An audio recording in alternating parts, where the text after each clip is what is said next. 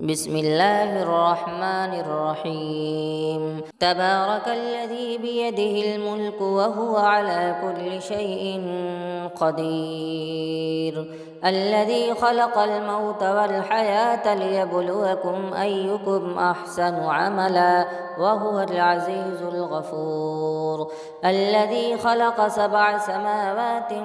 طباقا ما ترى في خلق الرحمن من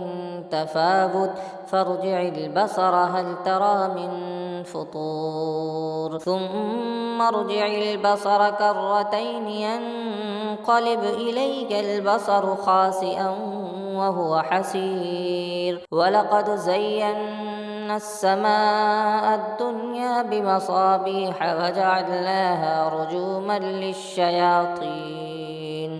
وجعلناها رجوما للشياطين وأعتدنا لهم عذاب السعير وللذين كفروا بربهم عذاب جهنم وبئس المصير إذا ألقوا فيها سمعوا لها شهيقا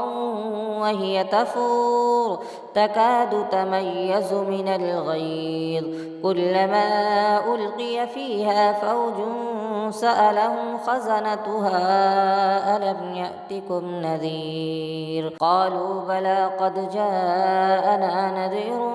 فكذبنا وقلنا ما نزل الله من شيء إن أنتم إلا في ضلال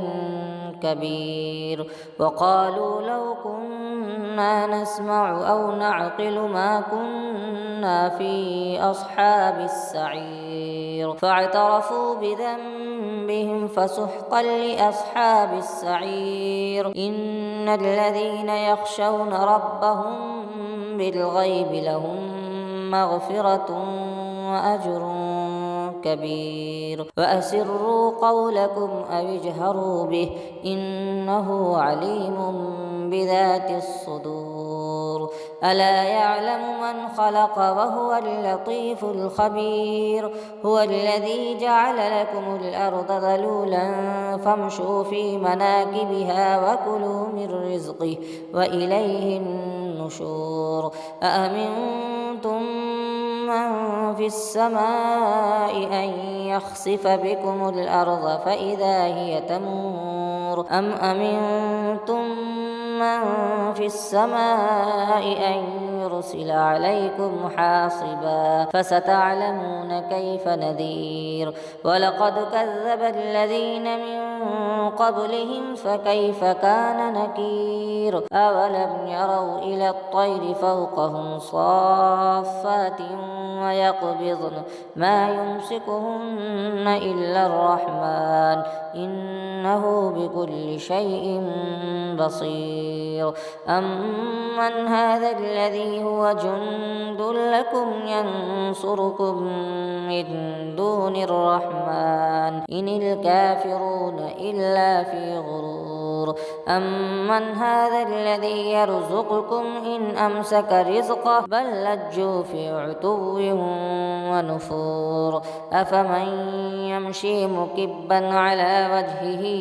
أهدى أمن يمشي سويا على صراط مستقيم قل هو الذي أنشأكم وجعل لكم السمع والأبصار والأفئدة قليلا ما تشكرون قل هو الذي ذرأكم في الأرض وإليه تحشرون ويقولون متى هذا الوعد إن كنتم صادقين قل إنما العلم عند الله وإنما أنا نذير مبين فلما رأوه زلفة سيئت وجوه الذين كفروا وقيل هذا الذي كنتم به تدعون قل أرأيتم إن أهلكني الله ومن معي أو رحمنا فمن يجير الكافرين من عذاب أليم قل هو الرحمن آمنا به وعليه توكلنا فستعلمون من هو في ضلال مبين قل أرأيتم إن أصبح ماؤكم غورا فمن